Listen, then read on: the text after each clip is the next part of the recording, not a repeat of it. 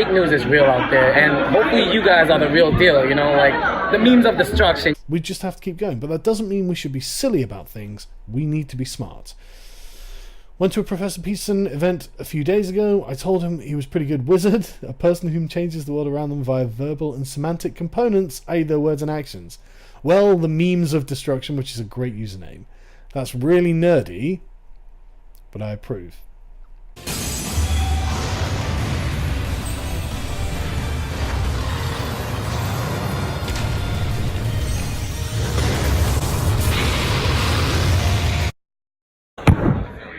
Alright, so Matt, about 6 months ago, my brother, who is a pro-Trump supporter, we have a family group chat, you know, like a text messaging, and he brought up to our attention that there's a Asian man who's running for president who wants to give everyone $1,000.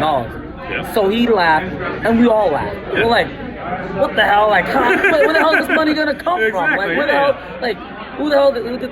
Where's this coming from? And so, like, I just brushed it off. Yeah. And about 3 months later, I'm scrolling through Facebook on my downtime. You know, I'm laying in bed, I'm scrolling. Yeah. And freaking Andrew Yang's ad is on my Facebook, and I'm like, what the fuck is this? It's true. Like, why are you on my freaking Facebook? I do not want to hear anything about Andrew Yang. Like, I've heard about you, and I'm you know, I'm brushing you off. I don't care. But then something inside of me told me, hey, just click on the video. I click on the video, and within 5 minutes of just listening to what he has to say, my mind was blown. Like, it woke me up. Like, I'm 33 years old. I've never voted before. I've never practiced my rights to vote.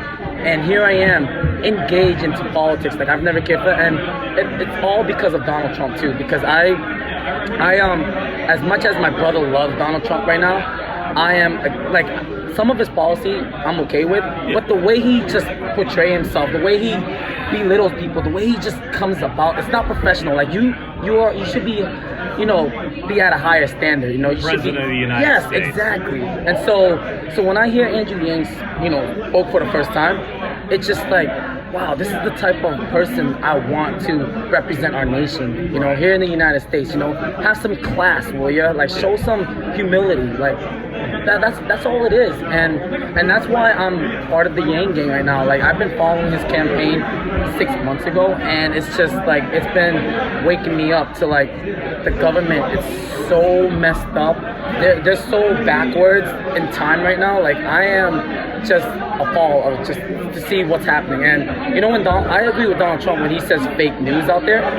Fake news is real out there, and hopefully you guys are the real deal. You know, like the memes of destruction. You guys are bringing out the real stuff right here. You know what I'm saying? Oh, I appreciate it, man. So, I appreciate it. Yeah, and that's my story. How I became a Yang gang. You know.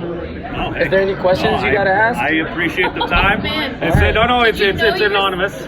It's anonymous. It's okay. It's all right. Yeah. Hey, we're being inclusive here. Mm-hmm. So what's the number one thing that you think that Mr. Yang can help tackle as far as what we have on the plate now in the United States? What do you think that he'd be best at? Happiness? Happiness for sure. I'm really happy right now. I will say, you know, his policy, the freedom dividend, when I first heard of it, I brushed it off, I laughed it off. But the more I studied it, the more I listened to him speak about it and saying that it can happen, what it takes is just a wave of people believing that we have the money, which we do.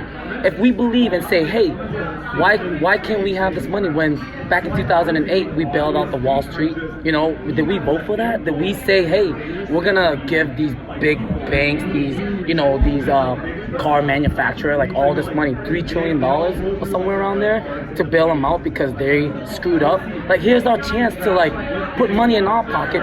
Why are we saying no to this? I don't get it. Why are we saying money in our pocket? We know what we're gonna do with that money. We know what's good for our life. You know what I mean? The big thing is, the thing that I've noticed recently is, if companies are classified as people, mm-hmm. they are people that cannot be jailed. Mm-hmm. They are people that apparently get special privileges as far as money goes. Because I was trying to, like, move some money around myself. They're like, oh, is it a business? No, it's a person. And oh, well, it's $90 extra red tape and stuff. Right. As well as, like, even on YouTube, like, if I was monetized, if I use certain words, mm-hmm. I get demonetized. Whereas like a Fox News, a CNN, or someone like that, they can use all the same words, but they're authoritative sources. So we could be saying the exact same thing, but they got billions of dollars. Exactly. So that doesn't quite seem fair. I would push back, and my question is for you.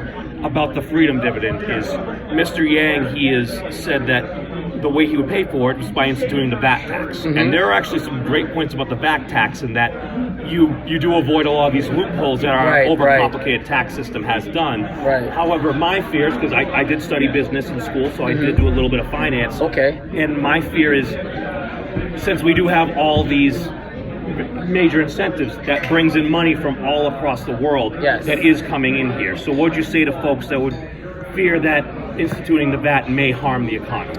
So, like, say a millionaire buys a Porsche for $350,000. So a VAT tax at 10%, do the math, how much is that? Yeah, it's like 35 grand. So 35 grand, automatically that's gonna be taxed. So if a millionaire goes to New Hampshire right now and there's no VAT tax, there's no tax incentive, like whatever here, they can just buy the Porsche for, you know, that $350,000 and don't pay any tax at all. And there's no money for the government, for the people.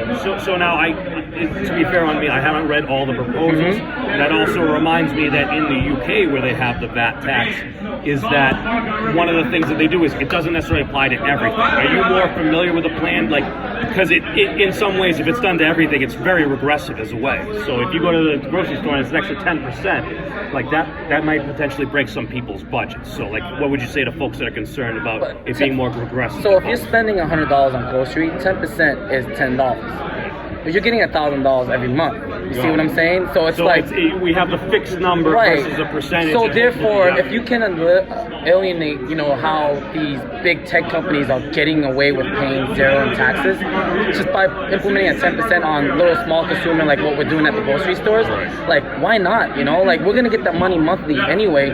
Like it's just gonna trickle up the economy. Like it makes so much sense. Like these millionaires are getting away with paying a lot of taxes, where you, as you know, myself, the normal people, are getting shafted big time. First time I ever worked like more than 65 hours doing security, I'm like, oh, biggest paycheck of my life. I'm like, oh, most taxes ever taken out ever. Medicare, Social Security, all that, it's just gone. And it just makes so much, to me, I'm willing to pay a little more extra taxes as long as everyone else is paying taxes. Why not? You know what I'm saying? Like, why is it that, you know, you and I are paying more than Amazon, who is paying zero? I know it's not their fault. They just have the money. They're playing the game. Yeah, they have the money and they can play the game. And we, as normal people, we get shafted, and that's it. So it sounds like Mr. Yang's looking to change the game. Some may say maybe he would want to level up. Yeah, there you go. My friend Matt, you know it, man. I appreciate it, my man. Not a problem. Awesome.